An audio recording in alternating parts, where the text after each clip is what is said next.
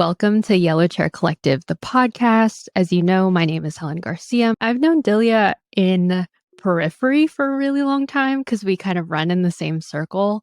But Dilia is now an associate MFT. She went to Azusa Pacific and is now working for K&B Therapy. So Dilia, why don't I ask you this?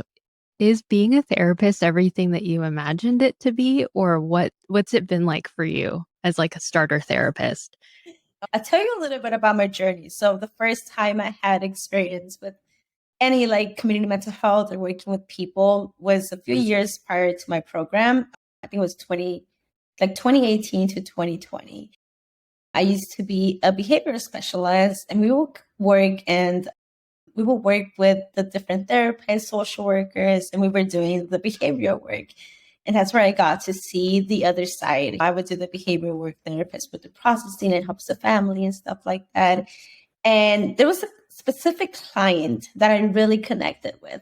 And I knew that I wanted to be on the other side. And then I knew that at that point, I only had my undergrad in child development. So I knew that that was not going to be enough.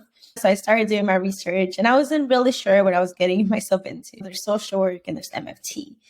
And I wasn't sure. I feel that a lot of people that I know, they lean towards social work. So I just started to do my research on like, what is the differences? And I realized that MFT, marriage and family therapy, kind of aligned more with what I was looking for based on theories and the classes that the program is offering. And I went for it just blindly, if I'm being honest. And then I started my program. It was a 2-year program, like you mentioned, at APU. And it was a really good experience in terms of like learning theory, learning to work with clients from a different lens that's not like behavioral work. Therapy still includes behavioral work, but not as intense in that level.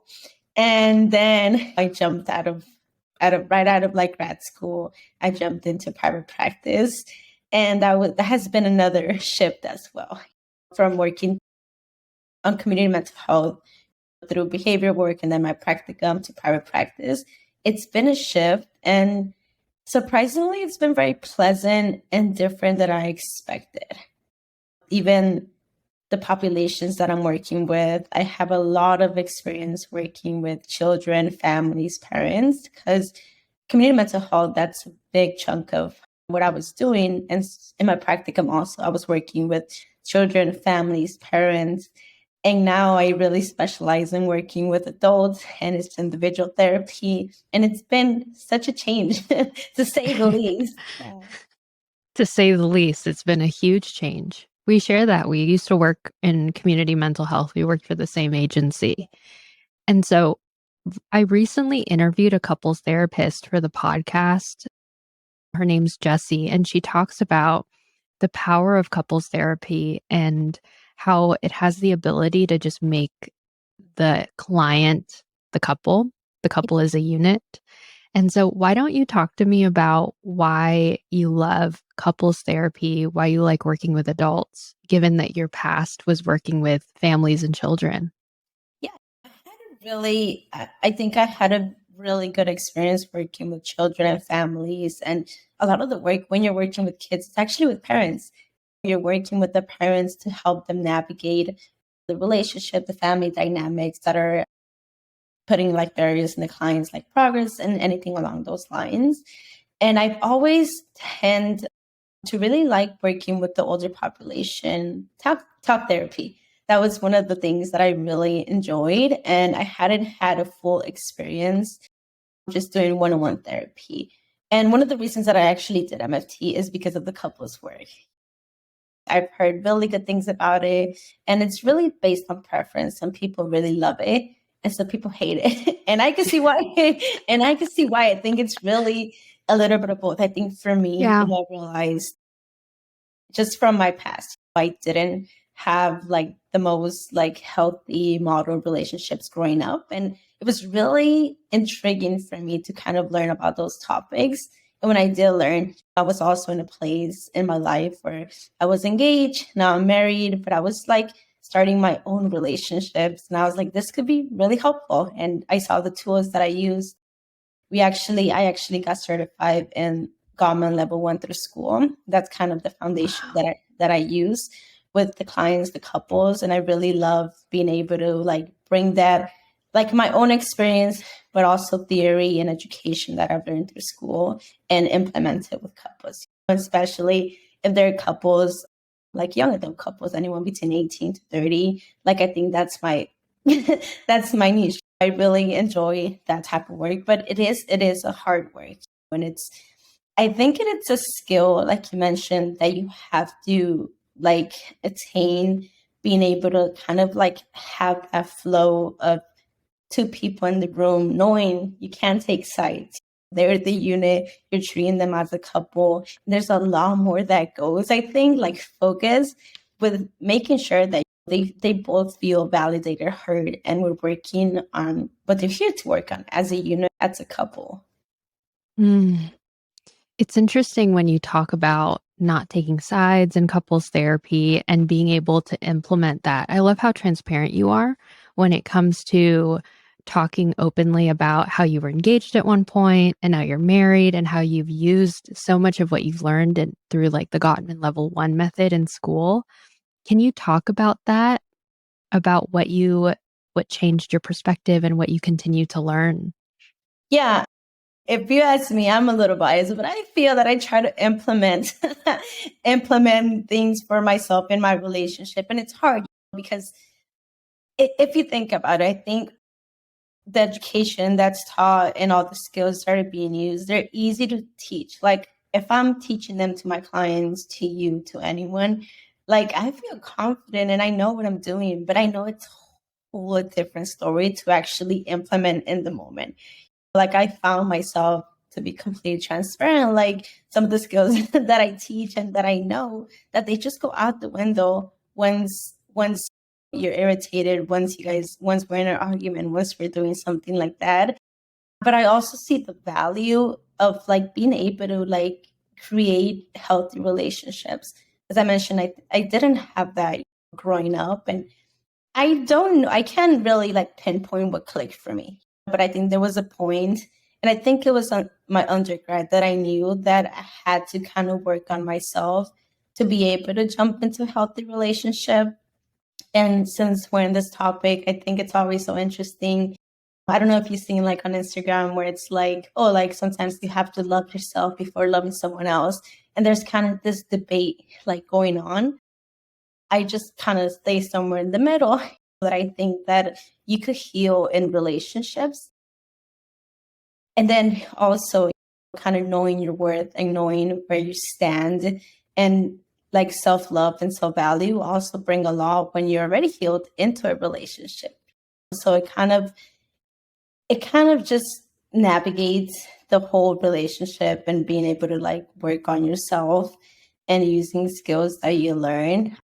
One of the things that I always hear often is that you don't, like, people think that couples come into therapy in a crisis, and that's when they're on the verge of divorce. Maybe they're just like really like over the relationship. But I've also seen clients who are not on the verge, or they're not on the verge of divorce, they're not in a crisis, but they want to work on themselves. Like they're in a good space, like they're preparing. Like for me, like, when we were about to get married with my husband, we actually did like premarital work through our church, and it was good. It was a good conversation of like building a foundation to what's to come, if that makes sense.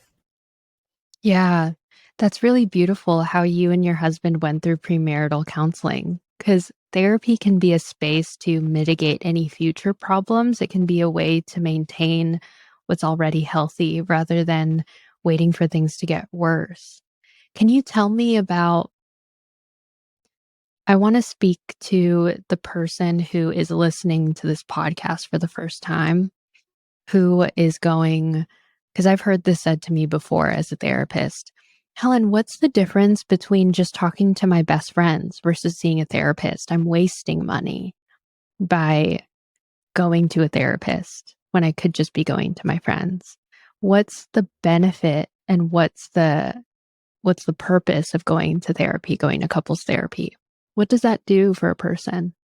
Yeah, that's a really good question. I'll give I put myself an example, right? I think of my best friend and my friends and how they're really biased. We're friends.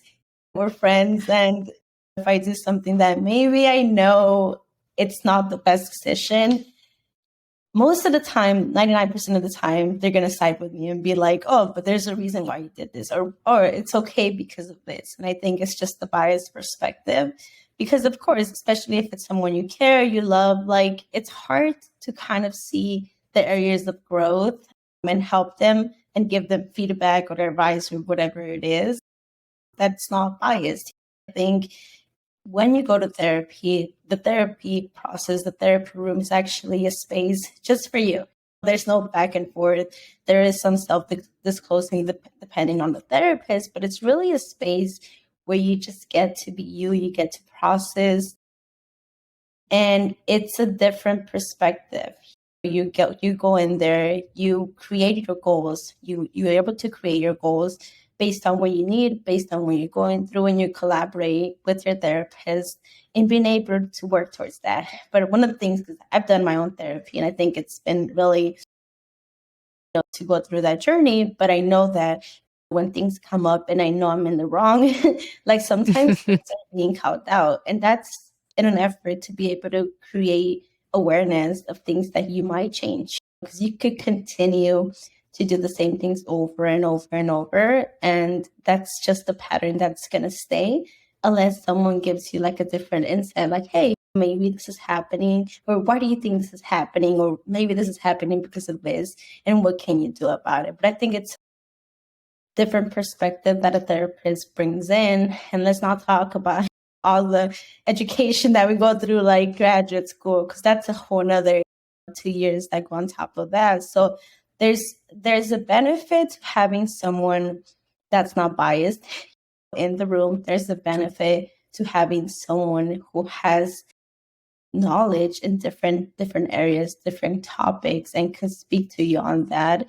And then sometimes it's not therapy that doesn't necessarily give you advice, but they could bring good insight to things that maybe you were not able to see or your friends were not able to see because they're looking at you through another lens. Yeah. A best friend can provide biased information to you because they're on your side. Yeah. Whereas therapy can provide a place for you to develop deeper insight about your areas of growth. You've provided so much rich information about where you've been and why you do what you do. So you were a behavioral interventionist and you were working with children and parents. And then it culminated into wanting to get a graduate degree and a master's in marriage and family therapy. And so you have all of this rich information in having a bachelor's education and using what in child life specialty. I think I'm butchering your undergraduate degree. It's Yeah. child and adolescent development degree. Oh, yes, yes, yeah. Child and family adult. Child and it's okay. Just like child and adolescent. I'm gonna be honest. Now that we're in this topic, I actually got that degree because I wasn't sure what to get. I'm a first gen student. I'll tell you a little bit about like that why I got the degree itself. Please. We had just I was born in Guatemala. We immigrated when I was around 6 or 7 years old. And then I just went through the motion of going through school and stuff like that. When I was about 16, 17, I was already in high school. And we had to go back to Guatemala. We stayed over there a year. So when we came back, I was really behind. I did homeschool. And then I integrated back into high school, regular high school. And I realized I was in 12th grade by then. I realized that a lot of people were applying to college. And I was like, damn, like, is that the next thing? And my parents could help me. I was really shy and afraid to ask like any counselors because there was counselors in high school, but I was really like intimidated. And then everyone was applying to CSUN. So I was like, okay, CSUN it is. CSUN. So I was like, that's my best shot. I applied to CSUN. I got in and then next was like, okay, what do I pursue? And I had no idea because like I said, I I hadn't even thought about college to that point. I think my next step was actually like just working and trying to figure out as I was. But I decided to go to CSUN. And then at that point, I said that I wanted to work with kids. No reason. I was just like, maybe I want to be a teacher. Maybe I just want to help kids. And it was an easy degree in my like eyes. So I applied for it. I did 4 years undergrad. I worked with kids in a school setting while I did my undergrad, and then I graduated, and I was still lost. And I was still lost. And there was, for me, like I said, I think I was just very like hesitant to ask for help. So I was just kind of navigating it as I could. And now that I look back, I think of like all the first gens, the people that need help and stuff, like how many majors there are. And if I could go back, I'd probably choose something else. Now that I'm in the field of psychology, maybe psychology which was another very popular major, but there's so much like information that us as first gens don't know going in, that decisions are just like impulsive. Like I don't regret it, but I think a lot of the information I learned in my experience in undergrad, now that I think back on it, I'm like, man, I wish it had been so different. But that's how I ended up with the bachelor's in child and adolescent development. Yeah. Yeah, I think you speak so much in about like the embedded structures of privilege and how me included, I'm a first gen college student, the first in my family to ever go to college in the United States. And there's so much feeling of losslessness. Where am I going to go from here? What do I want to do? But what I notice about the thread of your life is you were just faithful to that next step. Okay, I need to go to college. I'm going to be faithful in this step. Okay, I'm going to get a job. I'm going to be faithful in this step. And then somehow along the way, you discover more about who you are. And sometimes therapy and coaching can be an aid to that. Mhm. And for a lot of the people that come into therapy for the first time, they're not sure what the difference is between therapy and coaching. So you do both actually at K&B Therapy. Can you explain to people what the benefits of coaching are and what the benefit of therapy are? Yeah, we do both. We actually do therapy and we do specifically life coaching. And there's a big difference, there's a big shift. I think the first main difference that I would say is that therapy, as I mentioned, it's a space where you could process, you're able to, if you're looking to like dive deep into your past, your present, and then use skills to work on your future, that's the place to go. You get to be able to and talk about things that maybe you didn't even know that were contributing to any symptoms, feelings, relationship problems that you're having at the moment. And in therapy, you could be there as long as you need to be. And then you work with your therapist in creating a plan of like, okay, what's the next step? You create a goal that you decide on the goal, but your therapist can help you navigate the process of creating the goal. And then you work on it. You come in, you talk, you learn skills, you're able to process stuff, and it's your safe space.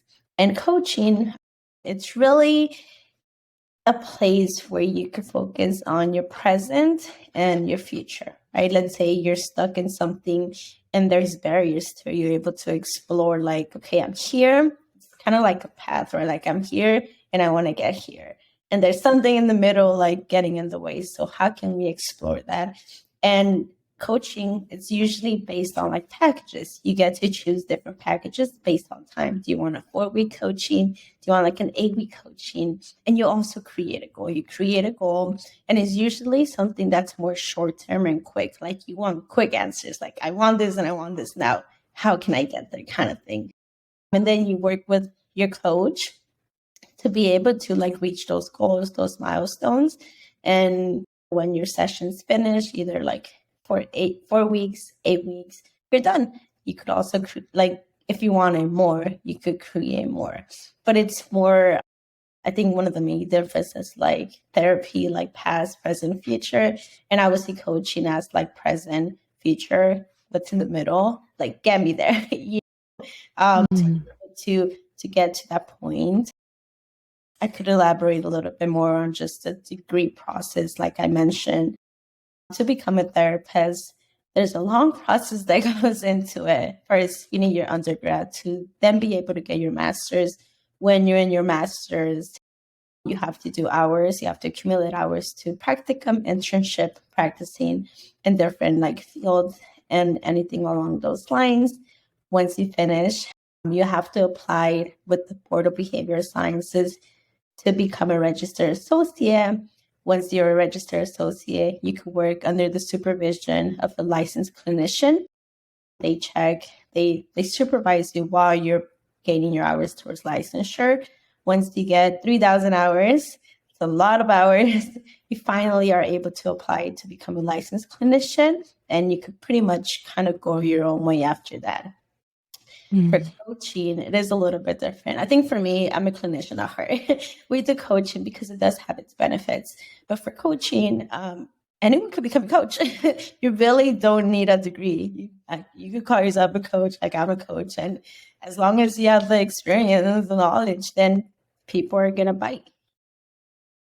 And it really depends on what you're looking for. There's different coaches specialize on different things. Some of the most common topics that I've seen and that we do is like life coaching in terms of relationships, communication, life skills, professional development, like I said, kind of quick answers type of thing. So I would say those are the main differences in terms of like coaching and therapy. Yeah, the way that you explained it reminded me of sports, which I think is a perfect analogy because when you think about it, there's a difference between physical therapy and coaching. Because when you're a coach, you're in the game, you're playing the game, and the coach is training you. Both of them kind of overlap, right? Because both of them have to do with training and cultivating the athlete's stamina. But a physical therapist almost takes care of the injury so that it prevents future like degradation of your body. And so physical therapy, when you think about it, is a holistic understanding of where you've been, where you are, and where you could be. But we need to fix the underlying symptom so that we can help you in the future and we can help you become a better version of yourself. Like coaching does the same thing, but like the person's in the game with you. It's like, hey, you need to run faster. You need to do this better. Like you need to fix your form in this way. But coaching is not as holistic as therapy. And when you talked about being a clinician at heart, I can see that because you really care about the person's overall well-being. It's very holistic. It doesn't mean that coaching isn't holistic. It's just more of a present moment type of orientation. Yeah, there's definitely a different approach to it. I think there's just to be like, there's no like right or wrong. I think it's really just based on preference and what people are looking at. But therapy does have the ability to kind of like, you look at everything. Now that you said the example of like sports, I think of like a band-aid, right? Coaching is like, this is the barrier, let's put it by the here, let's get you moving forward. And then you're actually able to like process, there's crying, there's laughing, like you name it, and you're able to get to like the root of what's actually happening. Let's say it's that you're lacking motivation, right? You're able to go back and process and talk about why you're lacking, the big insight of like why you're lacking motivation, and you're able to work from that. Not really like kind of like a quick fix kind of thing. But also, like I said, there's no right or wrong. I think it's really based on preference. One of the benefits of coaching is actually that it's nationwide, right? I think with therapy specifically, you're licensed in a state. For me, I'm here, my registration is in California, so I could only serve clients in California. With coaching, I'm able to see see clients nationwide wherever they're at because there's not a regulation or anything that's not telling me not to do it. So I'm able to expand more and just serve like pretty much anyone that wants the help. So that's actually another good benefit about it. Yeah, therapy is a lot more regulated because we're also medical providers and healthcare providers. because we can get in touch with doctors and kind of co-collaborate on the client's well-being. So it's a lot more of a medical model. Granted that therapy acknowledges the mindset that comes with acknowledging mental health as a medical model, but you can see it as that, almost as if that's why we're called clinical therapists Right. and other people are called physical therapists, because clinical is more dealing with the medical and how it impacts your overall health and well-being, etc. Dilia, as a therapist who also goes to therapy, what are the benefits of getting mental health treatment for you? How has it made you change as a person? Yeah, I actually made a blog about this not too long ago because I think it's such an interesting topic. When I first started my therapy journey, it was because it was a requirement from school. And I was like, okay, let's get this hours out the way. And that was actually my first encounter with therapy. And initially, I gotta say that it was a little uncomfortable. I wasn't sure kind of where I wanted to take it. I showed up and I was like, hey, like I have to I have to do my hours. I need some hours to graduate. And then after a few weeks, we just got everything out the way that was like surface level and we got to working on the things that I needed to work.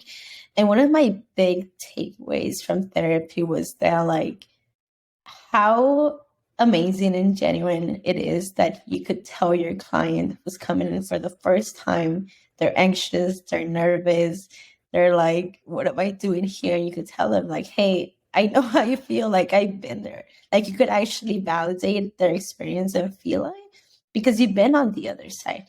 What it feels like to be a client, what it feels like to be vulnerable and share your feelings with a complete stranger, because that's what it is. So you're able to really relate on that level. But also, I think as a clinician and mental health professional, like there's a lot of stress that comes with working with other people. That's the reality of it.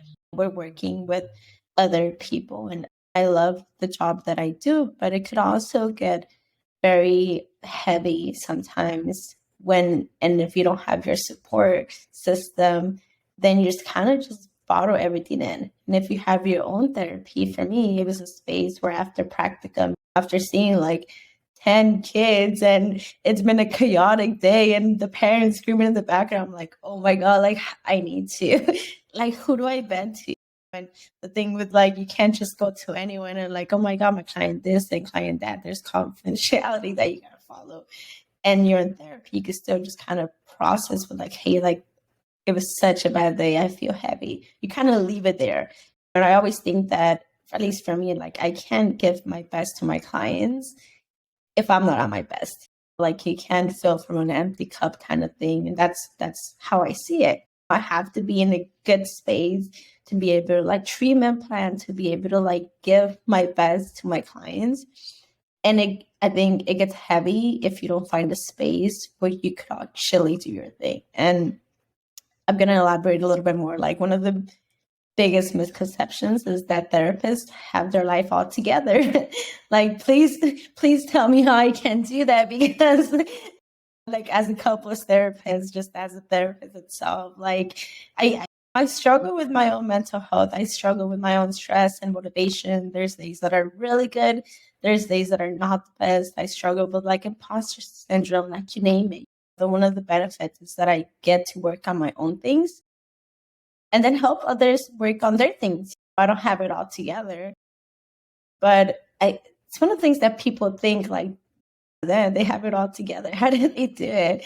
I would love to know the secret, but yeah, those I think that has been my experience. It's been a benefit more than anything in being able to like grow through my own things, being able to process and being able to just relate like, hey, like I know how you feel. This is hard. Like I've been there too.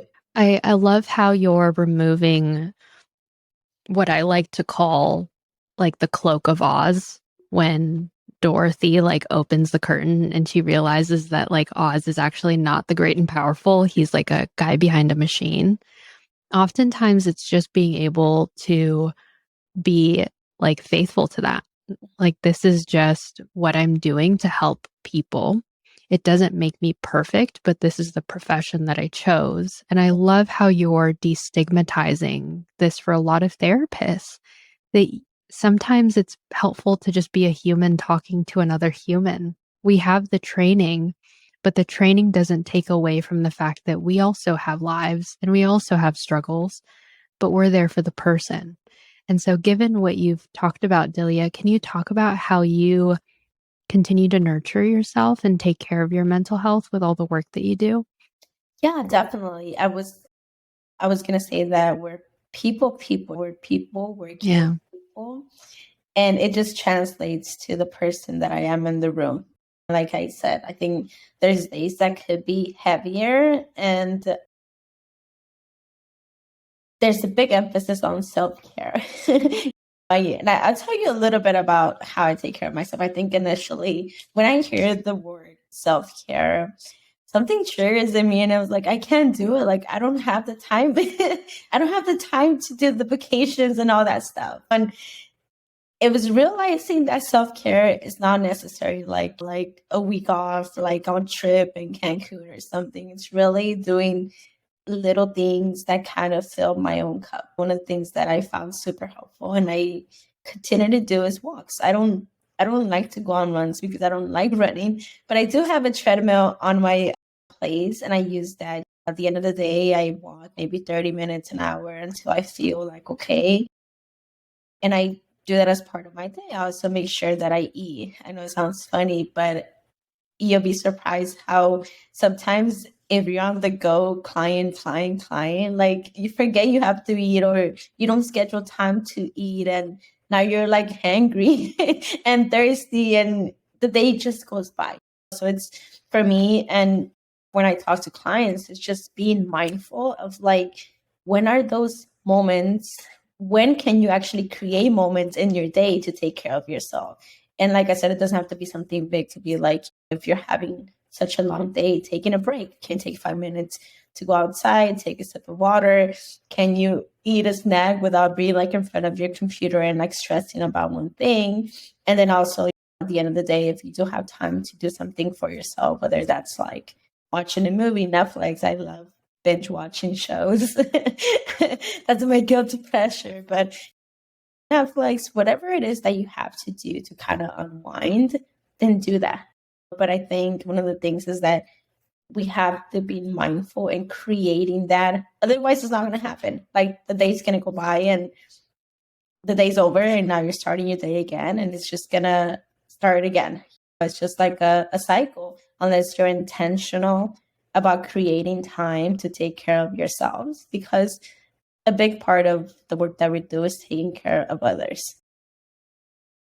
I love how you talk about the fact that sometimes you forget to drink water and eat, because I struggle with that too. It's so easy to just make it about the person.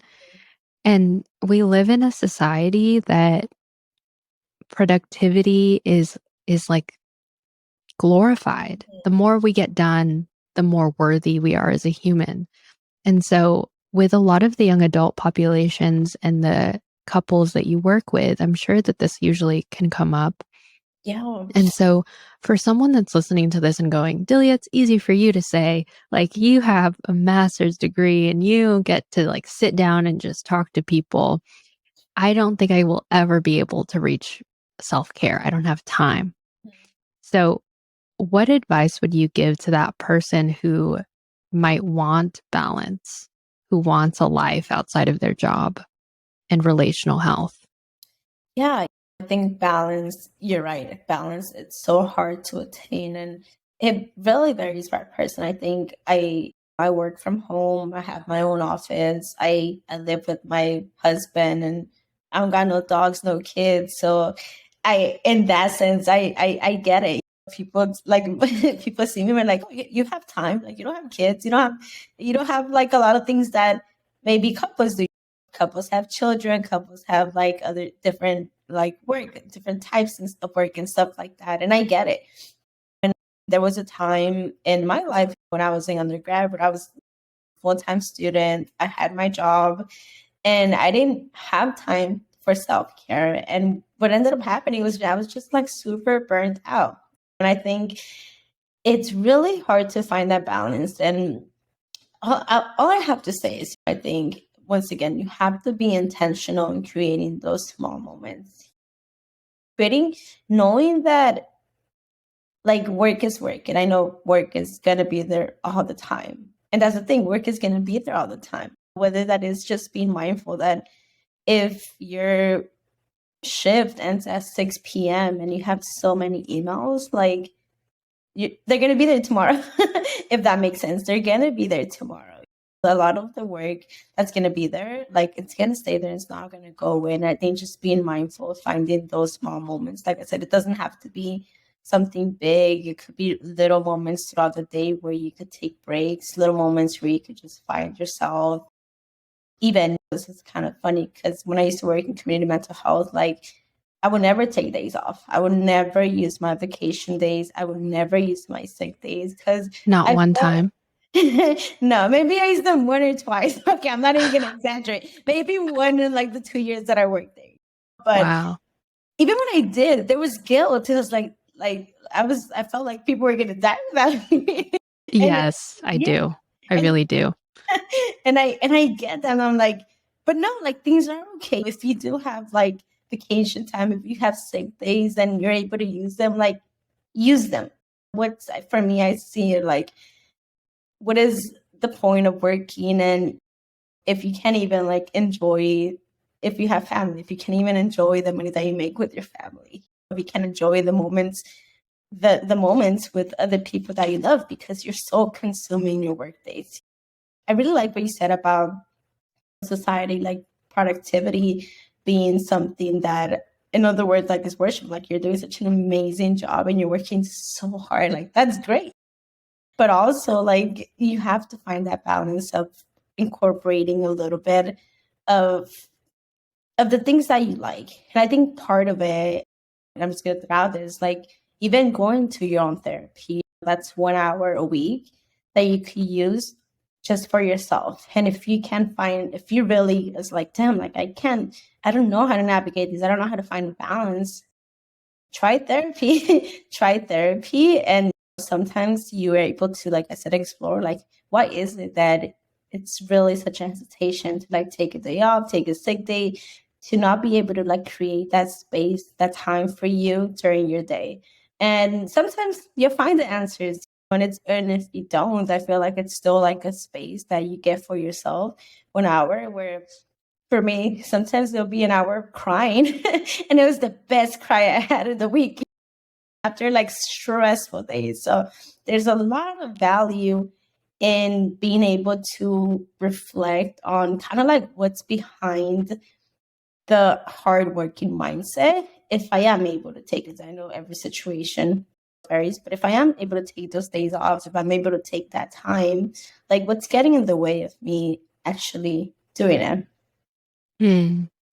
I really admire just the amount of self-awareness that you have, because even when you said, "If I can't even take 1 hour out of the week," let's say for a client who might be considering therapy, "If I can't even take 5 minutes out of my day, there must be an underlying issue that's happening within my mindset or the way that I grew up that's telling me that I can't stop." And the consequence of that, one of the first episodes on the therapy basics, uh, like carousel, was how anxiety often manifests into high blood pressure and heart rate and long-term illness. And they've made that connection, the mind and body connection, because the mind is the body. And I love how you talk about the consequence that it can have on our relational health. But moreover, there's a deeper implication of like lifelong, like lifestyle. Like, what's your life going to be like when you're 80 and you can't take a day off? Yeah, That's a mental belief that's keeping you from living out your best life, right? yeah, definitely. I like that you bring that up too. I'm thinking of like labels, right? When I think of kids, and I have a niece, she's 4, and we like you're such a princess, you're amazing, you're like this and that, and And she believes it, and she is. I'm not lying to her. I think she's amazing. She's like the best little kid ever. But then I think of like adults, right? The same thing with labels. Like you start labeling someone as like, you're so hardworking, like you never Mm, take a day off. And I'm thinking of like what work culture now. I mean, you get rewarded for your hard work. You could be like burnt out to the max, and they see that, but they're like, "Damn, that was amazing! You're hard worker." The labels that people throw at you, you live up to them. You live up to that expectation. So I think it was such a good point that you brought up about like what's like kind of what's behind it, what's the root, how do we get to that? Because then you're able to see like you're able to work from that and be able to prioritize things that actually are good for your well-being and your mental health. But it just made me think of labels and how when we get told you're so hardworking, you're this and that, you believe in it and you continue to do it and it's reinforced. And then you're in a place where, like I said, that maybe you don't take time off, maybe you don't think you deserve a break because it brings a lot of guilt because you feel that you should be doing like something else. Yeah, our language matters because Mhm. language is an indication of where you put your worth and where you get so much of that ego. Mhm. We recently had another guest on, and she has a master's in spiritual psychology and clinical psychology. And she talked about how fear is driven by ego. This was Dr. Christine Ketapon. She said, love is fueled by your human heart and your human mind, the true, authentic self that you're walking into. And I love what you said about hard work is an action. When someone calls you a hard worker and you feed off of that, it that comes from ego. That if I stop working, then the then my character is diminished, then my self-worth is diminished. And so I want to be respectful of your time, Dilia, because I know we're a little bit over. But what what's one thing that people who might be hyperproductive, who might overwork as a result of stress, what's a piece of advice that you'd like to give them, a practice that they can take on to begin to unlearn that type of behavior and shed that belief? Yeah, I think one of the most amazing things that anyone could do for themselves is be reflective in whatever form that looks like. At the end of the day, at the beginning of your day, in the middle of the day, take some time to think about. I think first I would say take some time to think about like what's going on, how does it impact you, and if that's something that like you're happy with. I think most of the growth and insight comes from being reflective with yourself and being honest and true with yourself. What's the process?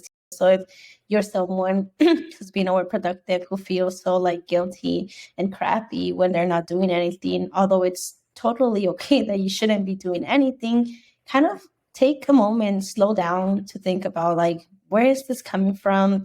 Why is it that I feel so guilty? What else can I be doing if I'm not supposed to be doing this?